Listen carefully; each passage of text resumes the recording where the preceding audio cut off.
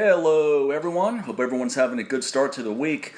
I'm going to talk about depression today because there's a lot of misinformation about depression.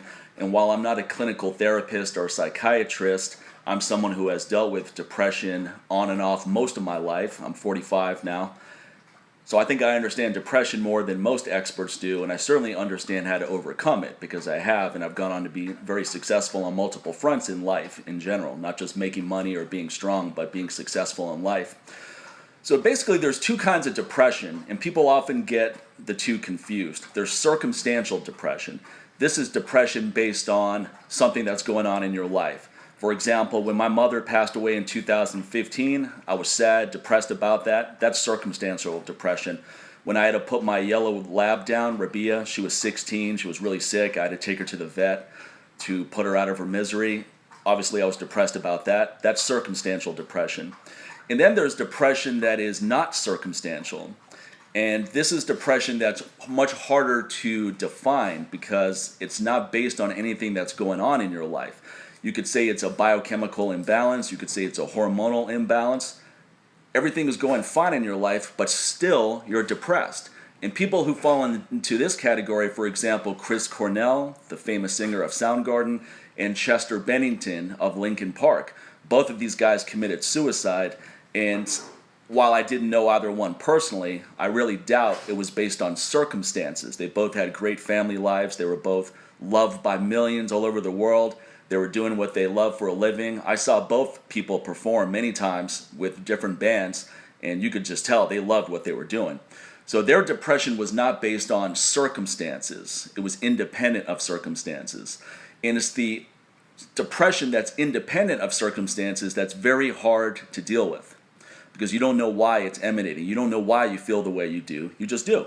I mean, back in May, I was very depressed, and I even had suicidal thoughts, and that was fairly scary for me because I've had depression throughout my life, but I've never had suicidal thoughts. I just had no motivation to wake up, get the day going, and no desire to live. It was that kind of feeling, that kind of empty feeling.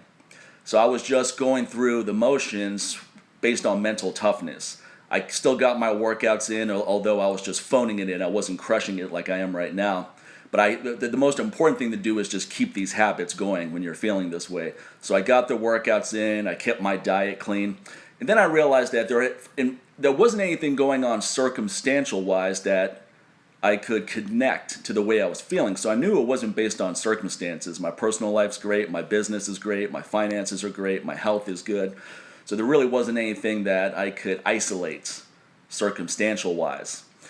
So I started looking at what's going on biochemically, what's going on with my neurotransmitters. You have to have a balance of dopamine, acetylcholine, GABA, and serotonin for optimal brain health. And when you have an imbalance of any of these four neurotransmitters, you're going to feel off. If you have too much dopamine, you're going to have a really addictive personality. If you don't have enough dopamine, you're going to be tired all the time and dragging. If you don't have enough serotonin, you're going to feel numb all the time. It's not even going to be depression. It's going to be numb. You just don't feel anything. If you have low levels of GABA, you're going to have anxiety. You're just going to have high levels of anxiety. And then if you don't have acetylcholine, your memory is bad. Your ability to recall information and utilize it to learn new skills is hampered. Acetylcholine is actually a very important neurotransmitter for athletes because it's the better you are at utilizing acetylcholine levels, the faster you can learn new skills and utilize them, put them into action. In fact, trainees that crave a lot of variety in their workouts, it's generally because they have very high acetylcholine levels, so they learn things quickly and they get bored easily. Those of us I'm more dopamine driven, so I'm driven by the goal. So I want to go to the gym and I have an idea of what I want to do in mind. I achieve that goal, boom, I feel great. That's a dopamine rush. I'm not someone who picks up new skills easily. It takes me time to get really good at something. I mean, I've been deadlifting for years, and only now do I feel like I'm in the pocket. It took me a long time. But once I get good at something, I stay good at it, and I'm going to crush at it. So you just have to know who you are, where you're at. All right, so back to depression. I looked at my neurotransmitters, and I felt that my serotonin was likely off. So I took 5-HTP, 100 milligrams of that, 3 times a day. Within a week, felt way better. 5-HTP is amazing stuff for improving your serotonin levels, and a lot of sugar cravings are based on depleted serotonin levels. So one way to quell your sugar cravings is to raise up your serotonin level so that you don't need it from a food fix. So 5-HTP is very effective. Nature's Way is a good brand. Now is a good brand. I mean, there's a lot of brands that are good for that. Nature's Way and Now are both fine. You can get it at Amazon. You can probably get it at any grocery store. I found 5-HTP at Smith's, just a regular grocery store I go to. So I'm a big proponent of that. Again, only if you have depleted serotonin levels. If you don't, you're really not going to notice much off of it. And then the other thing I looked at is I got into the habit of taking a marijuana edible every night. Jerry Branham was on my podcast a while back, the LLA show that I did with Sincere Hogan. And he stated that through his research, if you take marijuana infrequently, it has a negative impact on testosterone and growth hormone. But if you take it regularly, the negative impact on growth hormone and testosterone balances out, and it no longer has a negative impact on either. So I did an experiment where I go, hey, that sounds great to me. I'm just going to take it every night instead of once a week. So I started taking it every night, and I enjoy being high. I enjoy listening to music and watching movies and all that. I like the feeling of it. It helps me shut off as a guy who's very type A personality. So I just got into the habit of doing that. And it wasn't having a negative impact on my workouts or my diet or really anything else. I was still running my business and so forth. But over time, it started having negative repercussions. And the big negative is that it just took away motivation. You didn't really feel the need to do anything. Oh, I don't need to work out hard. I don't need to work on my business. I can just zone out. I can just veg out. Everything's great. Everything's fine. Now, that's not a healthy feeling, and it's not healthy for someone like me who is very dopamine driven. I'm very driven to achieve things. So if I'm not in an achievement type phase, my mood is going to start declining as a result of that. Now, you can say that's good or bad. It doesn't matter if it's good or bad. It's just a reality. So I know that about myself, and I know how to make myself feel better.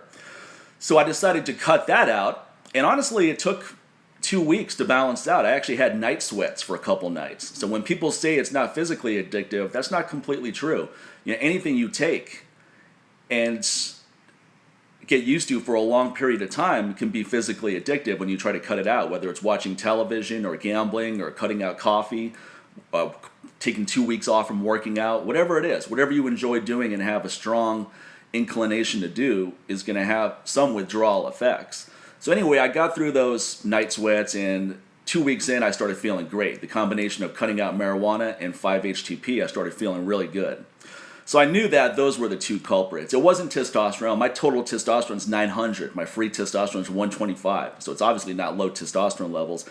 DHEA, the ultimate stress management hormone. My DHEA levels are great. I take a DHEA cream and I use magnesium oil. Both increase DHEA a great deal. So I'm in the upper normal range.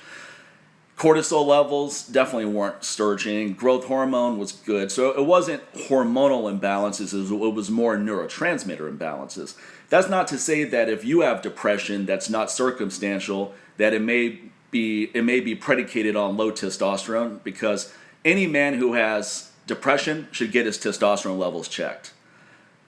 Even if your testosterone levels are not low, they may not be optimal, and getting into an optimal range may not cure all of your problems, but it's definitely going to make you feel better. It's only going to improve your mood. Worst case scenario, it has a marginal effect on improving your mood. Best case scenario, you feel like $1 million and your sex drive grows through the roof and your workouts are great and you have intimacy in your personal life improves. Testosterone is critical for a man to be happy. In fact, no testosterone, no sex drive, and no sex drive, your mood is going to be poor. You're just lying to yourself. If you have no sex drive, especially as a man, but it's important for women as well.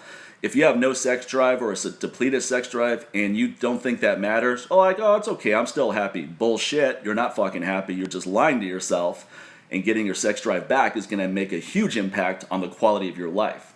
That's where all of our creative energy and drive comes from. You don't have that drive. Forget about just the drive to have sex. It's also the drive to achieve anything.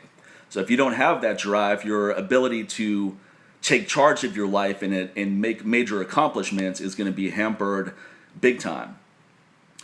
All right, so anyway, that's just a quick discussion on the difference between circumstantial depression and depression that's independent of circumstances and based on most likely biochemistry. I'm actually going to do a show with my friend Carl Lenore, Superhuman Radio. He invited me to discuss this topic further, so we'll get into more detail whenever we do that, maybe later this week or next week, but definitely in the near future. Okay, so that's all I have to say on that. Keep in mind that if you have any kind of depression, definitely get help. Definitely look into, if it's circumstantial depression, that's a little bit easier to cope with because you know why you're depressed and you can do something about that. Depression based on the death of a loved one, you're just going to have to go through the grieving process. You can't numb your way out of that. That's just part of life. And it can make you a more empathetic, compassionate person, as I posted about. I posted that Rumi post that gets into that. And then if it's based on your hormonal profile and biochemistry, it's more complex. It's going to take longer to get to root causes, but you can begin the process by getting detailed blood work done. I like the anti-aging hormone profile that you can get at directlabs.com, and then you can just take it to your local Quest Diagnostics or whichever place is out there, and they will run all the tests. You get the results.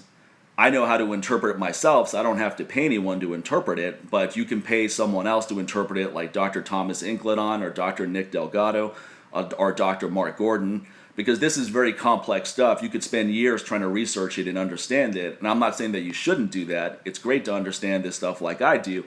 I'm just saying if you're depressed, you don't want to be depressed for 5 years while you're trying to figure this shit out. You want to get to the root cause and feel better as soon as possible. And then neurotransmitter balance, that one's a little bit easier to assess because you don't really have to, there are tests for it, but you don't really have to do any tests for it. If you're dopamine depleted, you're going to wake up and have no energy and no drive to get anything done. Okay, so that's easy. You already know you're dopamine depleted. If you have anxiety, you just all the time you're in this anxiety type state, you have depleted GABA, G-A-B-A, GABA levels. If you feel numb and depressed and your ability to enjoy things that normally give you pleasure are hampered, that's depleted serotonin levels. And then if your ability to learn new information and utilize it is hampered, that's depleted acetylcholine levels. So you can assess depletion of these neurotransmitters based on what's going on, and then there's steps that you can take to improve those levels. I have 4 articles on optimizing brain health for physical performance available for free at my website, mikemahler.com. So I address every single one of these neurotransmitters and dietary steps, supplemental steps, lifestyle changes you can make to improve them. So take advantage of the free information at my website and then support my work by buying my Hormone Optimization Lecture Series, 8 hours of very detailed information, buy my supplements, ebooks, support my business because I'm not a trust fund baby and I'm not a nonprofit entity. I do this for a living. I'm very generous with information, just like I am on this clip right here, but you're taking advantage of that generosity if you don't pay it forward. Pay it back to me, rather. Fuck paying it forward. Like, oh, I'll pay that information forward. Fine, go do that. Pay it back to me as well, okay? All right, everyone. Take care. Go check out my website. Go read those articles. Have a good day.